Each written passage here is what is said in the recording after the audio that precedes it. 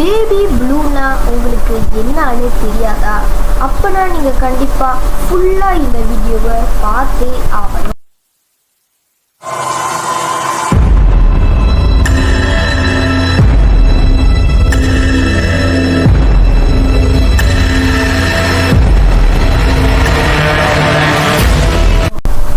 Hi guys and welcome to my channel.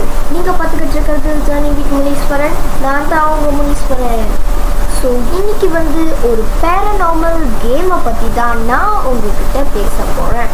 அந்த paranormal கேமோட பேர் என்னன்னா இதுதான், அதாவது த பேபி ப்ளூ சேலஞ்ச். இந்த சேலஞ்சை நிறைய வெளிநாட்டில் தான் செய்கிறாங்க. அப்போனா நம்ம நாட்டில் செய்யலை அப்படின்லாம் நான் சொல்ல மாட்டேன். நிறைய செய்கிறது வெளிநாடு, யூகே, யூஎஸ்ஏ, பிளாப்ளா நாடு, கலிஃபோர்னியா யூஎஸ் தானே, அதெல்லாம் அங்கெல்லாம் நிறைய இந்த பேபி ப்ளூ சேலஞ்சை விளாண்டுக்கிட்டு தான் வராங்க. மலேசியாவில் இருக்குது, ஆனால் ஒரு 100%ல் 5% பீப்புள் மட்டும்தான் அந்த பேபி ப்ளூ சேலஞ்சை விளாடுறாங்க அப்படின்ட்டு நான் சொல்லுவேன். இதை நான் சொல்ல, கூகுள் சொல்லிச்சு. ஓகே, இப்போ பேபி ப்ளூ சேலஞ்சை எங்கெங்கெல்லாம் விளாடுவாங்க, அப்புறம் நம்ம நாட்டில் எத்தனை % பீப்புள்ஸ் விளாடுறாங்க அப்படின்றதையும் நான் உங்ககிட்ட சொல்லிட்டேன். இப்போ இந்த பேபி ப்ளூ சேலஞ்ச் எப்படி உருவானுச்சு, அதோட ஹிஸ்டரியை பற்றி தான் நான் இந்த வீடியோவில் முக்கியமாக பேச போகிறேன். ஸோ வாங்க வீடியோக்குள்ளே போக. என் மூஞ்சி பார்க்க கொஞ்சம் நல்லா இருந்ததுன்னா கண்டுக்காதீங்க. ஏன்னா நான் ஸ்க்ரீனை பார்த்து பேசுகிறேன். ஸ்க்ரீனை பார்த்து பேசுகிறதுனால என் கண் ரொம்ப கீழே. கேமராவை பார்த்து பேசுனேன்னா எனக்கு நேராக இருக்குது தானே. கேமராவை பார்த்து பேசுனேன்னா எனக்கு அந்த சரியான ஃப்ளோ வராது. ஸோ அதனால் நான் ஸ்க்ரீனை தான் பார்த்து பேசுவேன். கவலைப்படாது, தப்பாக நினச்சேன். ஓகே ஸோ இந்த பேபி ப்ளூ சேலஞ்ச் எப்படி உருவானுச்சு அப்படின்னா, இந்த வீட்டில் ஒரு அம்மா இருக்காங்க. இந்த கதையில் ஒரு அம்மா இருக்காங்க. இந்த அம்மாவுக்கு கை குழந்தை ஒன்று இருக்குது. இப்போ தான் பிறந்த குழந்தை. அந்த மாதிரி ஒரு குழந்தை அவங்க வீட்டில், அதாவது அவங்க பிள்ளை தான் அது. ஸோ அந்த பிள்ளை வீட்டில் இருக்குது. இந்த அம்மா இந்த குழந்தைய பெருசாக போதை பண்ணிக்கவே மாட்டாங்க. அந்த குழந்தை எப்படி போனால் எனக்கு என்ன அப்படி இப்படின்னு தான் அவங்க நினைப்பாங்க. அந்த குழந்தைய நல்லா படிக்க வைக்கணும், அதை பாசமாக பார்த்துக்கணும், அது கூடியே இருக்கணும், அதை நல்லா பார்த்துக்கணும், அதுக்கு வேலை சாப்பாடு கொடுக்கணும். அதை பற்றி எதுவுமே அவங்க அம்மா யோசிக்கவே மாட்டாங்க. அவங்களோட நோக்கம் எப்போதுமே காலையில் எந்திரிச்சோன்னே மேக்கப் பண்ணிவிட்டு வெளியே போனவங்க ராத்திரி 9 மணிக்கு தான் வீட்டுக்கு வருவாங்க. ஸோ அது வரைக்கும் அந்த பிள்ளை வீட்டில் உண்டியாக தான் இருக்கும். இத்தனைக்கும் பிறந்த பிள்ளை தெரியுமா, அந்த பிள்ளை வீட்டில் உண்டியாக இருக்குது. அப்போனா நீங்களே தெரிஞ்சுக்கோங்க அந்த அம்மா எவ்வளோ பருப்புன்ட்டு. ஓகேயா? ஸோ சாரியா. ஸோ இந்த அம்மா காலையில் மேக்கப் பண்ணிட்டு வெளியே போனாங்கன்னா ராத்திரி தான் வீட்டுக்கு வருவாங்க. ஸோ இவங்க காலையில் போகும்போது ஒரு தடவை அந்த பிள்ளைக்கு பால் கொடுத்துட்டு அதோட ராத்திரி 9 மணி வரைக்கும் 9 மணிக்கு அவங்க வீட்டுக்கு வந்துட்டோன்னு தான் அந்த பிள்ளைக்கு திரும்ப பால் கொடுப்பாங்க. அதாவது ஒரு நாளைக்கு அந்த பிள்ளை 2 வேளை மட்டும்தான் பால் குடிக்கும். அப்புறம் இந்த பிள்ளை அவங்க வெளியே போகும்போது தூங்கிடும். ஸோ அவங்க வீட்டுக்கு வரும்போது எப்போதுமே அந்த பிள்ளை அழுதுகிட்டே தான் இருக்கும். ஏன் அழுகுது அப்படின்னு கேட்டிங்கன்னா, பசியில் தான் அழுகுது. ஏன்னா அதுக்கு பாலை வேலைக்கு கரெக்டாக கொடுக்கல, சரியான நேரத்துக்கு கொடுக்கல. ஸோ அதனால் அது அழுகுது. ஸோ அதே மாதிரி தான் ஒரு நாள் எப்போதும் எந்திரிக்கிறது உதாரணத்துக்கு இப்போ நான் தான் அந்த அம்மான்னு வச்சுக்கோங்களேன். நான் எப்போதும் 6 மணிக்கு எந்திரிச்சு மேக்கப் பண்ணிவிட்டு வெளியே போயிடுவேன். ஆனால் அந்த அன்றைக்கி ஒரு 30 நிமிஷம் லேட்டாக எந்திரிச்சிட்டேன். 6:30க்கு எந்திரிச்சிட்டேன். ஸோ அப்போ அவசரமாக மேக்கப் பண்ணிகிட்டு இருக்கேன். மணி ஆச்சு, அவசரமாக மேக்கப் பண்ணிவிட்டு வெளியே போகலாம் அப்படின்னு யோசிச்சுக்கிட்டு இருக்கேன். அவசரமாக மேக்கப் பண்ணிகிட்டு இருக்கும்போது அந்த பிள்ளை பசியில் கத்தி அழுவுது. ஸோ அந்த அம்மா என்ன பண்ணுறாங்கன்னா, ட்ரெஸ்ஸிங் டேபிள் இருக்குது. ஸோ ட்ரெஸ்ஸிங் டேபிளுக்கு முன்னிக்கே கண்ணாடி இருக்குது.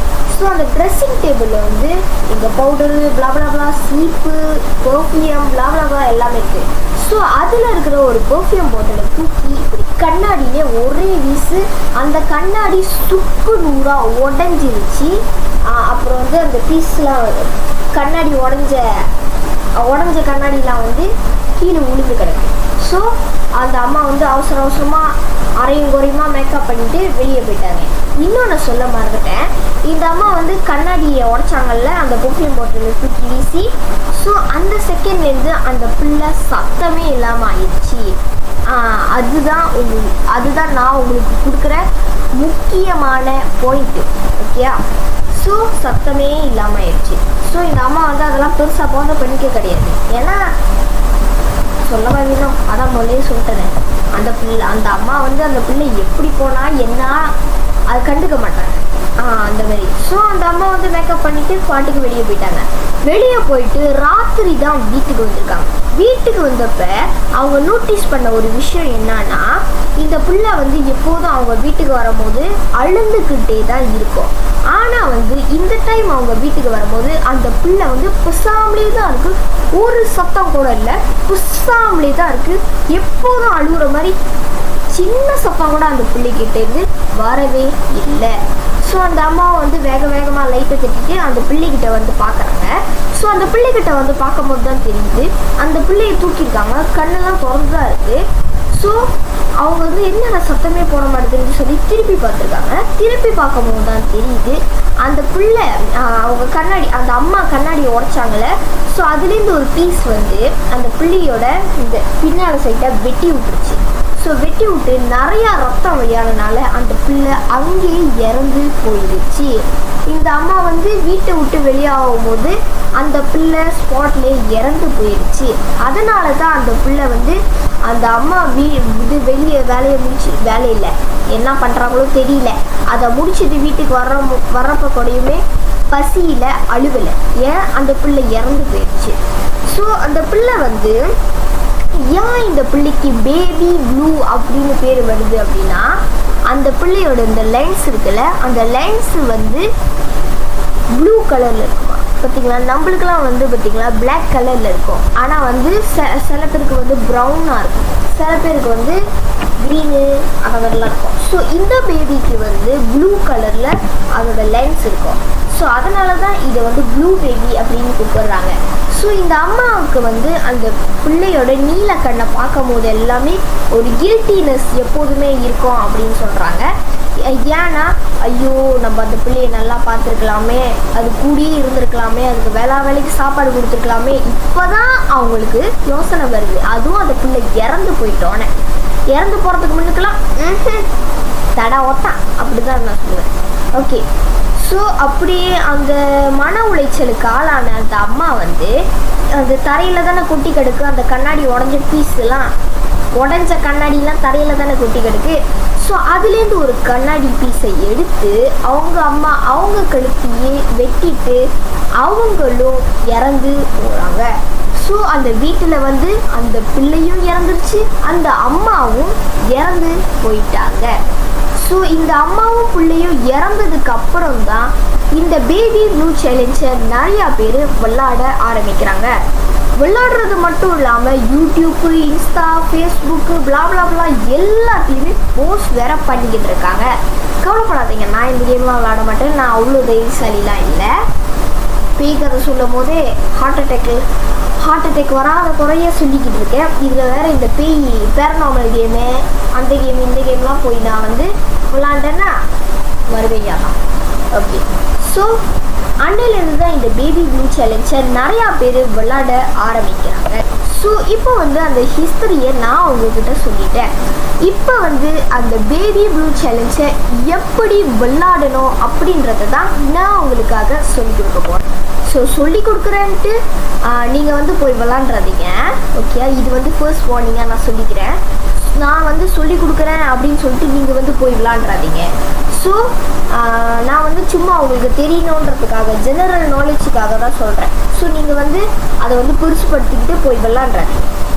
ஸோ அது வந்து ஒரு அட்வைஸ்லாம் உங்களுக்காக, அட்வைஸ் அண்ட் வார்னிங். ஈஸ்வரை சொன்னால் அதனால தான் நான் போய் விளாண்டேன், எனக்கு இப்படி ஆயிடுச்சு அப்படின்னு யாரும் சொல்ல மாட்டீங்க. ஏன்னா நீங்கள் வந்து என்னோடய ஸ்வீட்டர் சப்ஸ்கிரைபர். ஒன்று சொல்ல மறந்துட்டேன், என்னோடய சேனலில் 84 சப்ஸ்கிரைபர்ஸ் ரீச் பண்ணியிருக்கு. ரொம்ப நன்றி. அதே மாதிரி நான் 100 ரீச் பண்ணணும்னு நான் ஆசைப்பட்றேன். கண்டிப்பாக நீங்கள் வந்து எனக்காக செஞ்சு கொடுப்பீங்கன்றது எனக்கு தெரியும். ஸோ நன்றி. ஓகே, வாங்க நம்ம கதைக்குள்ளே போடுவோம்.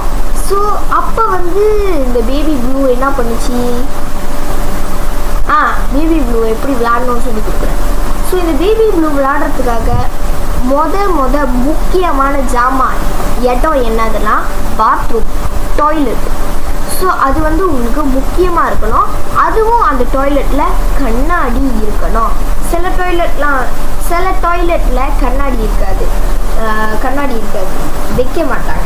ஆனால் சில டாய்லெட்டில் வந்து கண்ணாடி இருக்கும். இந்த கண்ணாடி இல்லாத டாய்லெட்டை வந்து நீங்கள் யூஸ் பண்ண முடியாது இந்த பேபி ப்ளூ சேலஞ்சுக்கு. அந்த கண்ணாடி இருக்கிற பாத்ரூமை டாய்லெட்டை மட்டும்தான் நீங்கள் யூஸ் பண்ண முடியும். அப்புறம் வந்து இந்த பேபி ப்ளூ சேலஞ்சுக்கு உங்களோட பாத் டாய்லெட்டில் போல் இருக்குல்ல, ஸோ அது வந்து ஃப்ளஷ் பண்ண முடியறதா இருக்கணும். இப்போல்லாம் வந்து பட்டன் ஃப்ளஷ் இருக்குல்ல, ஸோ பட்டன் ஃப்ளஷ் கூட யூஸ் பண்ணலாம். அப்புறம் வந்து கயிறு இழுப்பாங்கல்ல, அது கூட யூஸ் பண்ணலாம். அப்புறம் இப்படி திரும்பி விட்டா வேலை செய்வேன், அது கூட யூஸ் பண்ணலாம். ஃப்ளஷ் பண்ண முடியணும் அந்த டாய்லெட்டை. சில டாய்லெட்லாம் வந்து ஃப்ளஷ் வீணாக போயிருக்கும், தண்ணி ஊற்றி கழுவாங்க பார்த்தீங்களா. ஸோ அந்த மாதிரிலாம் பாய்க்க முடியாது. இந்த கேமுக்கு இந்த மாதிரி ஃப்ளஷ் தான் பாய்க்க முடியும். ஓகே, ஸோ இப்போ வந்து என்ன பண்ணணும்னா, உங்களோட இப்போ வந்து நீங்கள் பாத்ரூமில் தான் விளையாடுறீங்க அப்படின்னா உங்கள் வீட்டில் இருக்கிற எல்லா லைட்டையுமே நீங்கள் வந்து கண்டிப்பாக ஆஃப் பண்ணி வச்சுருக்கணும். Kitchen light, room light, hall light, living room light, balcony light, வாசல் லைட்டு, எல்லா லைட்டையுமே ஆஃப் பண்ணிடணும். ஈவன் நீங்கள் விளையாடுற பாத்ரூம் லைட்டை கூட நீங்கள் ஆஃப் பண்ணி ஆக வேண்டும். ஸோ அந்த இருட்டில் தான் நீங்கள் வந்து ஒரு கையில் கேண்டில் பிடிக்கிறது, கேண்டிலை கொளுத்தி பக்கத்தில் வச்சுக்கிட்டு அந்த வெளிச்சம் தான் அந்த பாத்ரூம் ஃபுல்லாகவே இருக்கும். அந்த வெளிச்சத்தில் தான் நீங்கள் இந்த பேபி ப்ளூ சேலஞ்சை விளையாடணும். ஓகே, இந்த பேபி ப்ளூ சேலஞ்சை வந்து 2:45 விடிய காலையிலேருந்து 3 மணி விடிய காலையில் வரைக்கும் விளையாடுவாங்க. ஸோ இந்த பேபி ப்ளூ சேலஞ்சை வந்து நீங்கள் வந்து வீட்டில் உள்ள எல்லா லைட்டையும் அடைச்சிட்டிங்க, பாத்ரூம் லைட்டையும் அடைச்சிட்டிங்க, கேண்டலையும் கொளுத்தி வச்சுட்டீங்க, ரெடியாக இருக்கீங்க அப்படின்னா நீங்கள் அடுத்தது என்ன பண்ணணும்னா, உங்களோட பாத்ரூம் கதவு இருக்குல்ல, கதவை வந்து பூட்டிடணும். பூட்டி பட்டன் மாதிரி இருக்கும், அதுவும் இதை வந்து இப்படி பூட்டி விட்டுருக்கோம். பூட்டி விட்டதுக்கப்புறம் நீங்கள் என்ன பூட்டிடணும், கதவை பூட்டிட்டு நீங்கள் வந்து கையை வந்து இப்படி வச்சுக்கணும். தெரியுதா? இப்படி வச்சுக்கணும். பேபியை தூக்குற மாதிரி இப்படி, இல்லைன்னா இப்படி, எப்படி வேணாலும் நீங்கள் வச்சுக்கலாம். அது வந்து உங்களோட விருப்பம். லெஃப்ட் ஹேண்டட், ரைட் ஹேண்டட் அப்படின்னு இருப்பாங்களே, ஸோ அதுக்கேற்ற மாதிரி ஸோ லெஃப்ட் ஹேண்டட் இருப்பாங்க, ரைட் ஹேண்டட் இருப்பாங்க. அதுக்கேற்ற மாதிரி வந்து நீங்கள் வந்து உங்களோட கையை வந்து பேபி தூக்குற மாதிரி வச்சுக்கலாம். நீங்கள் கையை வச்சுக்கிறது வந்து பேபி தூக்குற மாதிரி இருக்கணும். ஓகே, புரியுதா? ஓகே, ஸோ பேபி தூக்குற மாதிரி வச்சுட்டு நீங்கள் வந்து அந்த கண்ணாடி முன்னுக்கு நின்று கண்ணாடியை நேர்கொண்ட பார்வை. ஓகே, ஸோ நான் கேமராவை பார்க்குறேன், ஸோ அப்போ தான் நேர்கொண்ட பார்வையாக இருக்கும். ஓகே, கேமராவை பார்த்து நான் என்ன செய்யணும், கேமராவை போகலாம்.